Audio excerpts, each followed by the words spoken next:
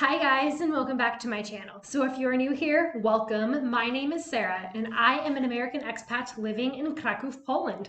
So I have lived in Poland for about 2 years now and I absolutely love it here. My channel is all about my life in Poland, things that I've learned about living in Poland, what I like about being an expat, my travels abroad, and all of that kind of stuff. So if you like this content, be sure to give it a thumbs up and subscribe to my channel. I would love to have you stick around because I post new videos every single Wednesday.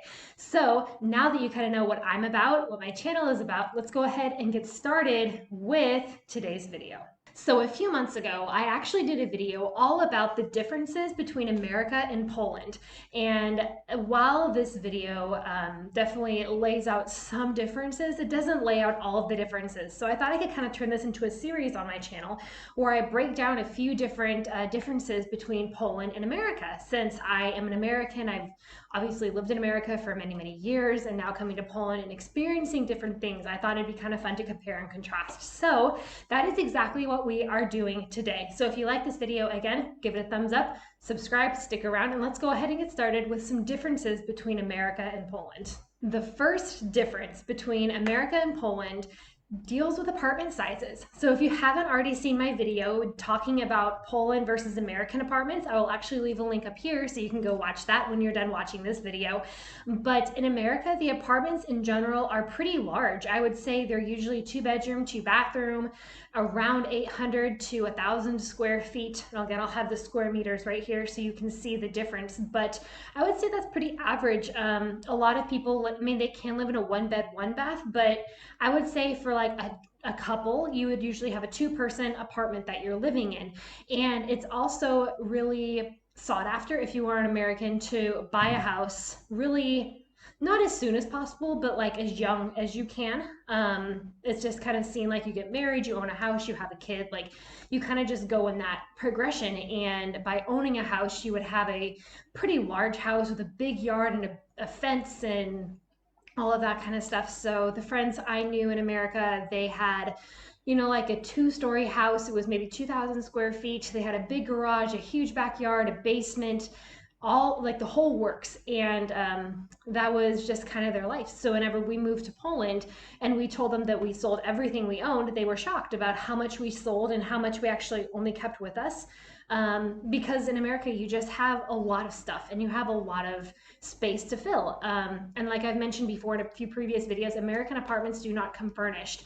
And so that is why you accumulate so many things, is when you have a 2,000 square foot house, you just have to keep buying all this stuff to even fill it up, right? When you have so many rooms, 2 dining rooms, or, like multiple bedrooms or a game room or whatever, you just always have to be purchasing stuff to fill it up. So that was a big difference when we moved to Europe, was how small the apartments actually are right here. So I would say, from my experience speaking, a big apartment is about, I don't know, maybe like 80 square meters. And like our current apartment is 50 square meters, which is around 500 square feet or so. And I would say like where we live, it's a 2-bedroom, 1-bathroom apartment. I would say it's like maybe kind of an average size. You can even go smaller. You can go like 30 or 40 square meters. And a lot of people do choose to live in that. Personally, I just need the extra space because we both work from home. So that's kind of why we have opted for like a 2-bedroom place. But if we had, jobs in an office, then we could easily get away with a 1-bedroom and be fine. But we used to live in an apartment that was maybe 80 square meters.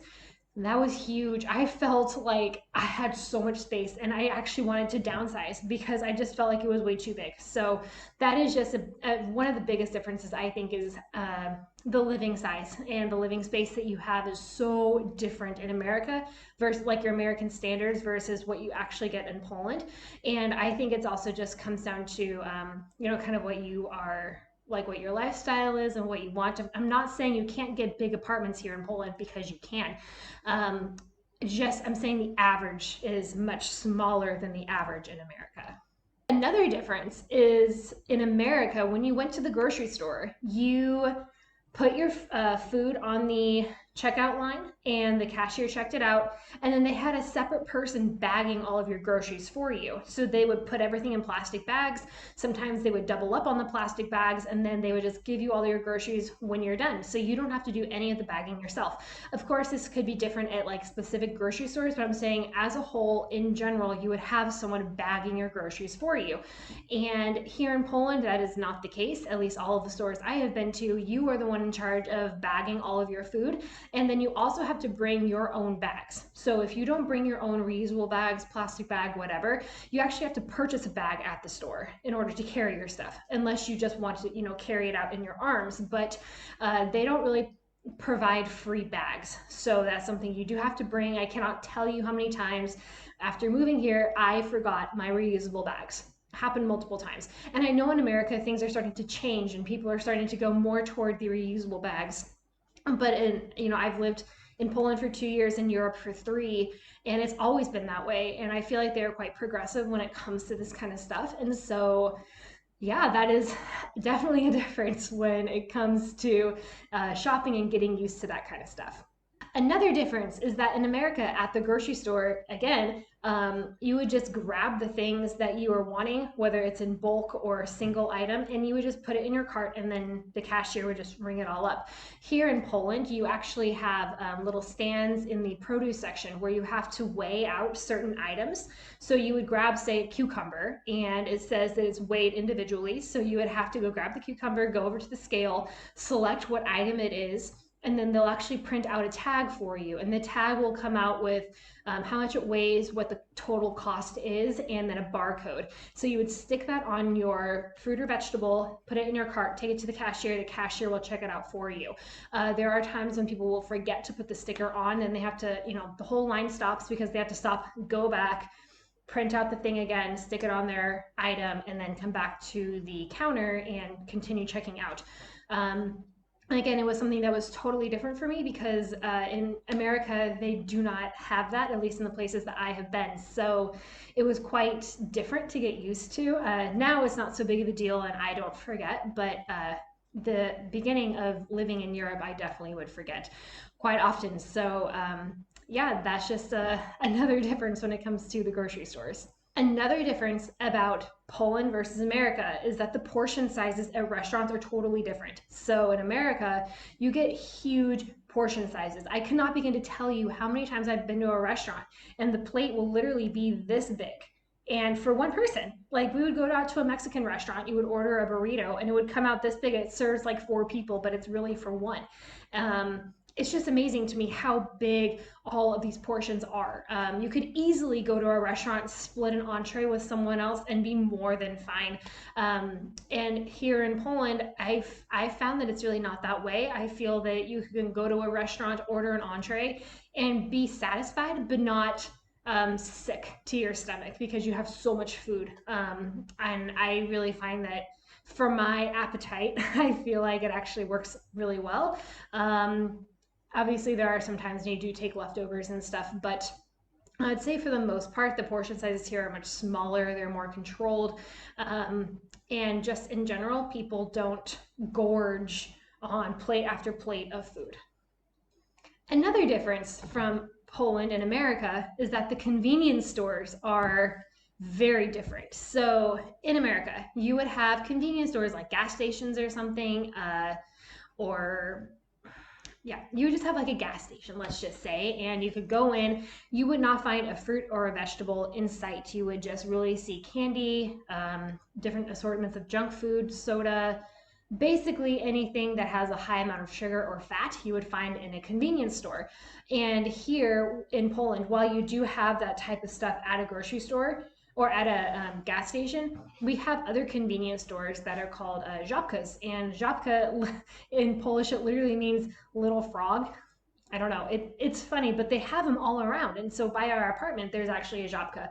So you can go into żabka and let's just say like you've run out of fruit or lemons or some bread or whatever, and you go into the convenience store and they have not a lot, but they have a selection of fruits, vegetables, breads, citrus, anything like that. And it's there. Actually, sometimes they have herbs too.